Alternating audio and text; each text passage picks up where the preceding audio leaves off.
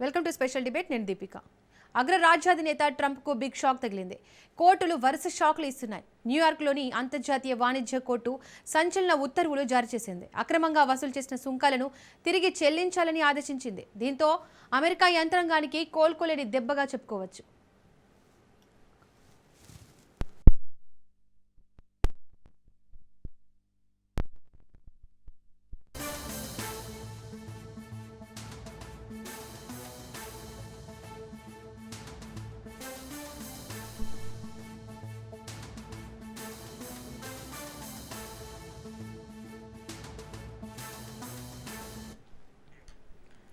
Atmos filtration అనే సంస్థ దాఖలు చేసిన పిటిషన్పై విచారణ జరిగింది. చట్ట విరుద్ధంగా వసూలు చేసిన టారిఫ్ను రీఫండ్ చేయాలని ట్రేడ్ కోర్టు స్పష్టం చేసింది. సుప్రీంకోర్టు ఇచ్చిన తీర్పును అనుసరిస్తూ US court of international trade judge Richard Eaton ఉత్తర్వులు జారీ చేశారు. కేవలం ఒక కంపెనీకే కాకుండా పన్నులు చెల్లించిన ప్రతి ఒక్కరికి నిధులు చెల్లించాలన్నారు. దీంతో ప్రక్రియను ఆలస్యం చేయాలని ట్రంప్ చూసిన అప్పిలేట్ కోర్టులు కూడా ట్రంప్ విజ్ఞప్తిని తోసిపుచ్చాయి. కస్టమ్స్ వ్యవస్థలో పెద్ద మొత్తంలో రీఫండ్లు చేయడం సాంకేతికంగా సవాలే అయినప్పటికీ న్యాయస్థానం మాత్రం వినియోగదారులకు, కంపెనీలకు న్యాయం జరగాలని గట్టిగా నిలబడింది. 1977 అంతర్జాతీయ అత్యవసర ఆర్థిక అధికారాల చట్టం కింద ట్రంప్ గతేడాది విధించిన భారీ సుంకాలను సుప్రీంకోర్టు రద్దు చేసింది.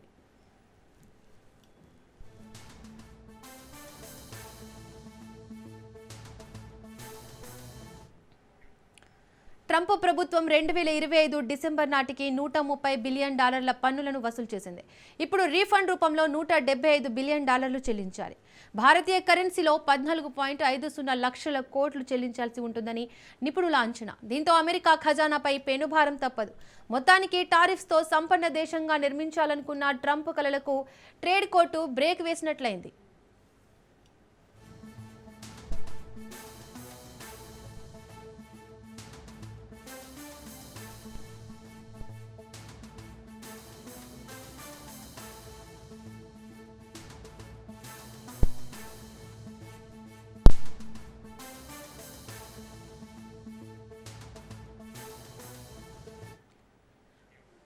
కస్టమ్స్ బోర్డర్ ప్రొటెక్షన్స్ ద్వారా యుఎస్లోకి దిగుమతయ్యే అన్ని వస్తువులు లిక్విడేషన్ అనే ప్రక్రియలోకి వస్తాయి. ఆయా వస్తువులపై విధించిన సుంకాలపై అభ్యంతరం తెలపడానికి దిగుమతిదారులకు 180 రోజుల సమయం ఉంటుంది. ఆ గడువు ముగిసిపోతే వారు అమెరికా అధికారులు విధించిన మొత్తాన్ని చెల్లించాల్సి ఉంటుంది. ప్రపంచ దేశాలపై ట్రంప్ విధిస్తానన్న 15% సుంకాలు వారంలో అమల్లోకి రావచ్చని అమెరికా ట్రెజరీ కార్యదర్శి స్కాట్ బెసెంట్ తెలిపారు. దీంతో అనేక అనుమానాలు వ్యక్తమవుతున్నాయి. వసూలు చేసిన సొమ్మును తిరిగి ఇచ్చేస్తారా? భారత ఎగుమతిదారులకు రీఫండ్ వస్తుందా? ఇండియన్ కంపెనీలకు ఊరట లభించనుందా అనే ప్రశ్నలు వినిపిస్తున్నాయి.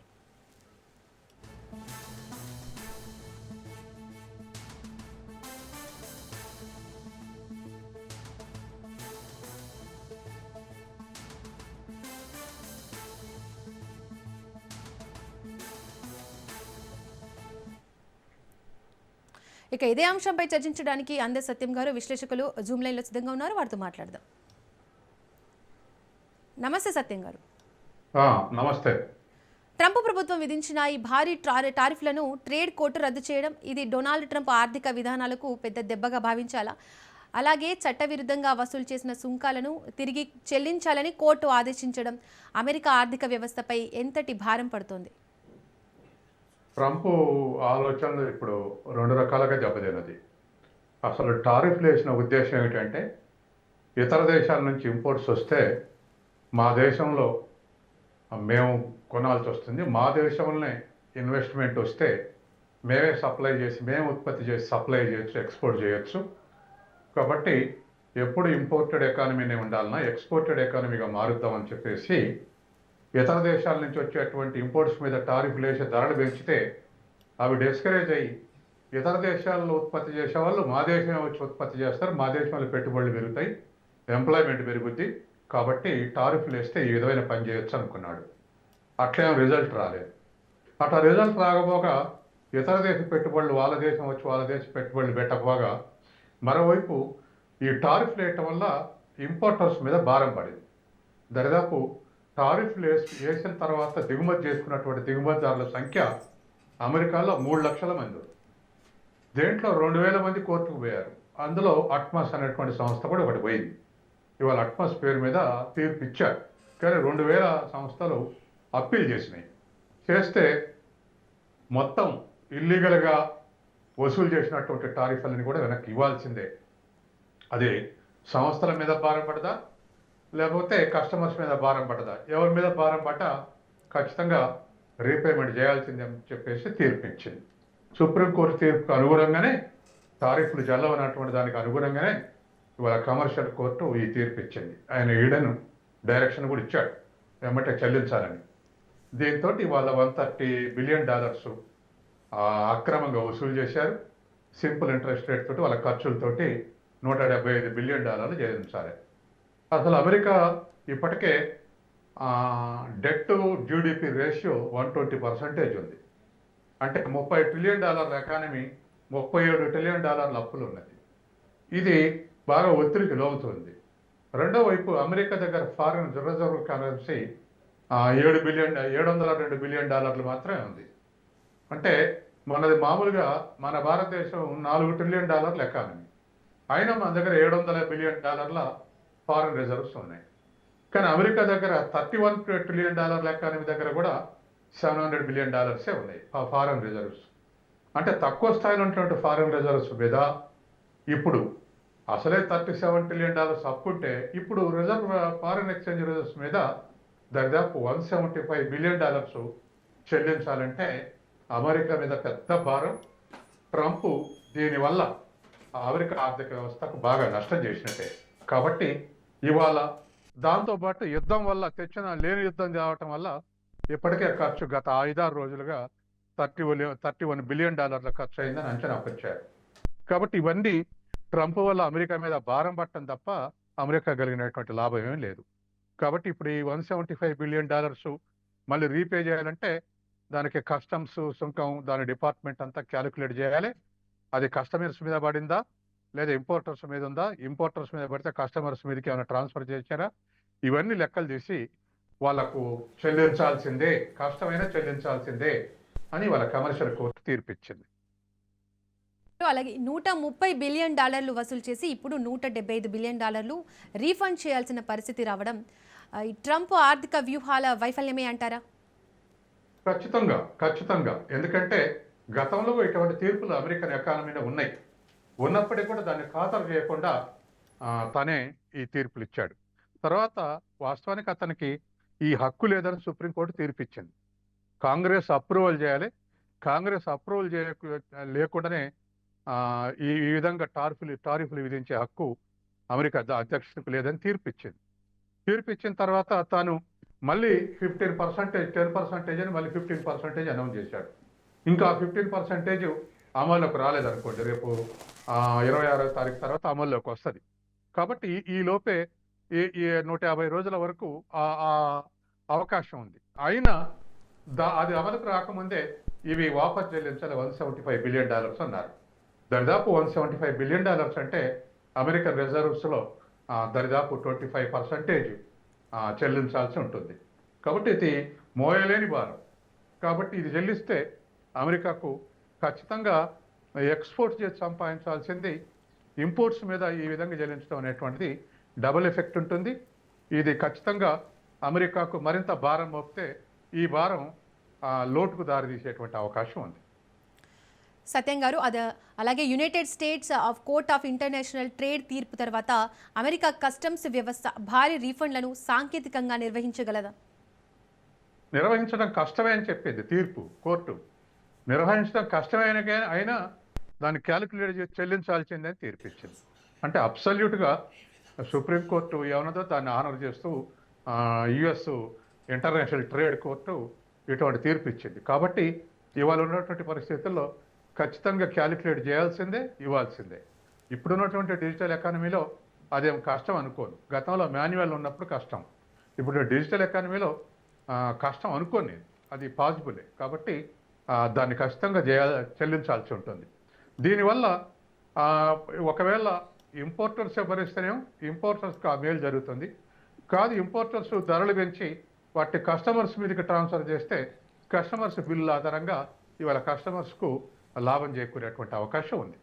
ఏదేమైనా ఈ టారిఫ్ అనేటువంటి ఇల్లీగల్గా విధించినటువంటి టారిఫ్ వరల్డ్ ట్రేడ్ను ఆగం చేసింది.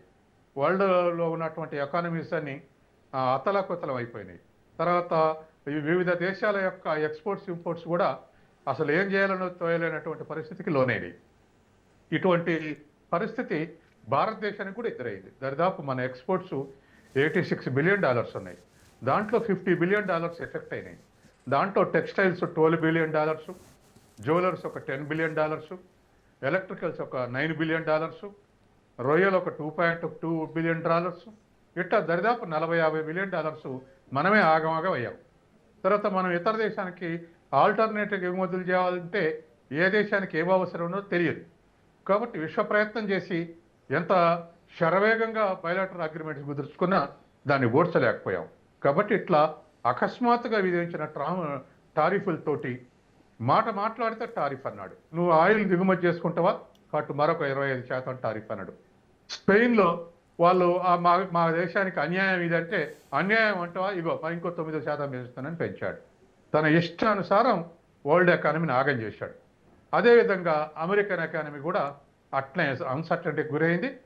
ఆయన ఆశించినటువంటి ఫారెన్ ఇన్వెస్ట్మెంట్ ఏమి అమెరికాకు సమకూరలే. ఆయన అసలు లక్ష్యం ఫారెన్ ఇన్వెస్ట్మెంట్ సమకూరుద్ది దీనివల్ల అనుకున్నాడు, కానీ అది కూడా సమకూరలే. ఇప్పుడు ఇది భారం పడింది. కాబట్టి అమెరికా రెండుకు జరిగినట్టు వేవడి అయిపోయింది ఈ టారిఫ్ల వలన. ఇది ఖచ్చితంగా ట్రంప్ యొక్క అనాలోచిత నిర్ణయాలు, తొందరపాటు నిర్ణయాలు, పెత్తందారి పోకళ్ల వల్ల ఇటువంటి నష్టం జరిగేది.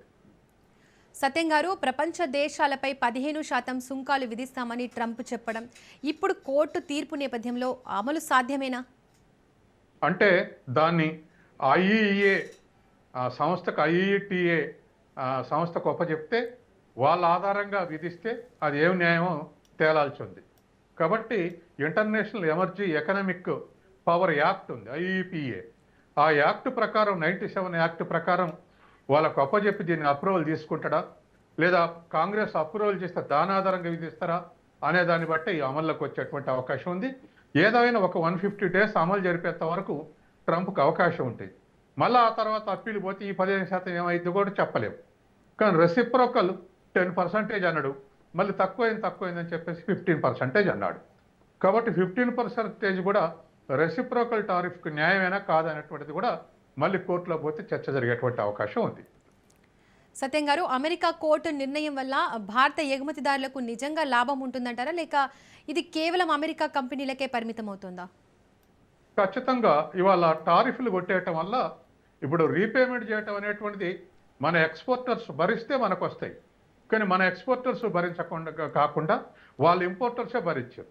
దరిదాపు అమెరికన్ ఇంపోర్టర్స్ ఒక లెక్క ప్రకారం 3 లక్షల మంది ఈ ఏడాది నుంచి టారిఫ్లు పెంచినాక దిగుమతులు చేసుకున్న వాళ్ళు. ఈ భారం వాళ్ళ మీద పెడితే వాళ్ళు కస్టమర్ల ట్రాన్స్ఫర్ చేస్తే వాళ్ళకి ఈ బెనిఫిట్ జరుగుద్ది.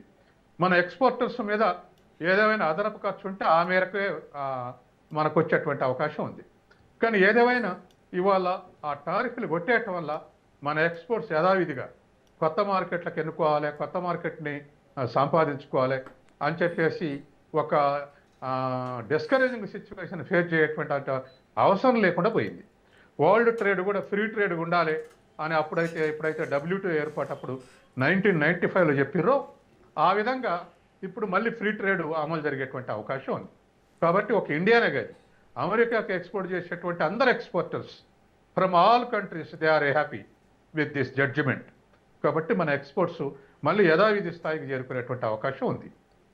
సత్యం గారు, ట్రంప్ టారిఫ్ విధానం నిజంగా అమెరికాను ఆర్థికంగా బలపరుస్తుందా, లేక అంతర్జాతీయ వాణిజ్యంలో ఒంటరితనానికి దారితీస్తుందా? బలపడుతుందని చెప్పేసి ట్రంప్ ఈ పని చేశాడు. అంటే ఫారెన్ ఇన్వెస్ట్మెంట్ అంతా మీకు గుర్తుందో లేదో, మన ఇండియాలో ఉన్నటువంటి శాంసంగ్ కంపెనీకి, ఐఫోన్ కంపెనీలకు వార్నింగ్ ఇచ్చాడు. మీరు భారతదేశంలో ఇన్వెస్ట్ చేస్తున్నారు, భారతదేశంలో ఉత్పత్తి చేస్తున్నారు, భారతదేశంలో ఉత్పత్తి చేసి అమెరికాకి ఎగుమతి చేస్తే మాత్రం నేను టారిఫ్లు విధించి మీ ఫోన్లు రాకుండా చేస్తా, అందుకని మీరు అక్కడ పెట్టే పెట్టుబడి ఏదో తీసుకొచ్చి అమెరికాలో పెట్టుబడి పెట్టండి అని వార్నింగ్ కూడా ఇచ్చాడు. అట్లా అంతర్జాతీయ సంస్థలకు అనేకం వార్నింగ్ ఇట్టే కాకుండా కొన్ని దేశాలు, జపాను, తర్వాత యూయూకు వార్నింగ్ ఇచ్చి బెదిరించి ఒక అగ్రిమెంట్ చేసుకున్నాడు. రానున్న 5 ఏళ్లలో ఒక $600 బిలియన్ మేము ఇన్వెస్ట్ చేస్తామని యూరోపియన్ యూనియను, మేము ఒక $500 బిలియన్ ఇన్వెస్ట్ చేస్తామని జపాను ఒప్పుకున్నాకనే వదిలేసాడు. అంటే టారిఫ్లు విధించడం ఒక పక్క అయితే, ఇతర దేశాలు ఇన్వెస్ట్ చేసే వాళ్ళని కూడా బెదిరించి మా దేశం ఇన్వెస్ట్ చేయండి అంటే దానికి ఇతర దేశాలు కూడా అంగీకరించినటువంటి ఆ బెదిరింపులకు తట్టుకోలేక అంగీకరించినటువంటి స్థితి ఉంది.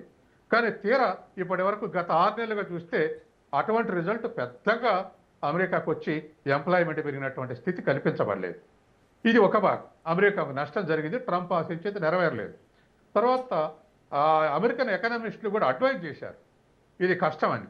ఎందుకంటే ఇప్పుడు మన దేశం గత 30 ఏళ్లుగా ప్రపంచీకరణ కాంచి కూడా ముఖ్యమంత్రులు, ప్రధానమంత్రులు పోయి ఇతర దేశ ఇన్వెస్టర్లు రిక్వెస్ట్ చేస్తున్నారు మా దేశంలో ఇన్వెస్ట్ చేయండి అని. చేస్తున్నారు కానీ మన దేశం నుంచి పోయేవి కూడా ఎక్కువ ఉన్నాయి.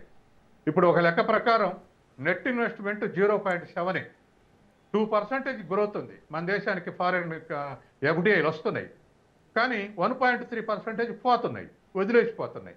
అంటే నెట్ సర్ప్లస్ ఎంత? 0.7. అంటే ఎదుగుదల లేని పరిస్థితి మనం ఎదుర్కొంటున్నాం. కాబట్టి ఇంత ఆహ్వానించి ఇంత చేస్తే కూడా మనకి ఈ పరిస్థితి అవుతున్నాయి. మరి అమెరికాలో రమ్మనగానే లేదా టారిఫ్లు ఇస్తున్నాం రానగానే పోయి అమెరికాలో వాళ్ళు ఇన్వెస్ట్ చేసినటువంటి పరిస్థితి లేదు. కాబట్టి ఇన్వెస్ట్మెంట్ పెరగాలంటే చాలా పర్పసెస్ సర్వ్ చేయాల్సి ఉంటుంది. కాబట్టి వాటన్నిటిని సర్వ్ చేస్తే అప్పుడు ఇన్వెస్ట్మెంట్ రమ్మనగానే వస్తుంది. తర్వాత రెండవది, ఎక్స్పోర్ట్స్ లేకుండా కేవలం ఇంపోర్ట్స్ మీద ఆధారపడే ఎకానమీగా అమెరికా మారింది. ఇప్పుడు $20 ట్రిలియన్ ఎకానమీ చైనా దగ్గర $3,000 బిలియన్ ఫారెన్ కరెన్సీ నిల్వ ఉంది. అంతకన్నా పెద్దది $30 ట్రిలియన్ ఎకానమీ అమెరికా దగ్గర కేవలం 700 ఫారెన్ ఎక్స్చేంజ్ బిలియన్ డాలర్లే ఉన్నాయి. చైనా $20 ట్రిలియన్ ఎకానమీ అయితే $3,000 బిలియన్ నిల్వ ఉంది. అమెరికా $30 ట్రిలియన్ అయితే 700 ఉంది ఇప్పుడు రిజర్వ్స్. ఆ $700 బిలియన్ నుంచి ఇప్పుడు $170 బిలియన్ ఇవ్వాలి. కాబట్టి ఖచ్చితంగా ఇవాళ ఉన్నటువంటి పరిస్థితుల్లో బ్యాలెన్స్ చేసుకోకపోతే అమెరికా ఖచ్చితంగా ఇతర దేశాలకు మేము మా ఎగుమతులు లేకపోవటం వల్ల మా డాలర్ ఇంపార్టెన్స్ నష్టం జరుగుతుంది. ఇతర దేశాలు ఎవరికి వాళ్ళ ఓన్ కరెన్సీల ఎక్స్పోర్ట్ ఇంపోర్ట్ చేసుకుంటున్నారు, మా డాలర్ ప్రాధాన్యత పెరుగుతుంది. కాబట్టి అమెరికా మేక్స్ గ్రేట్, తర్వాత డాలర్ ఇస్ గ్రేట్ అని చెప్పేసి రంగంలో దిగి ఇప్పుడు డాలర్ పరువు పోగొట్టిండు, అమెరికా పరువు పోగొట్టిండు. ఆయన అన్నది ఏది నెరవేరేటువంటి స్థితి లేదు. థ్యాంక్ యూ సో మచ్ అందర్ సత్యం గారు, చక్కటి విశ్లేషణ అందించారు. Thank you so much.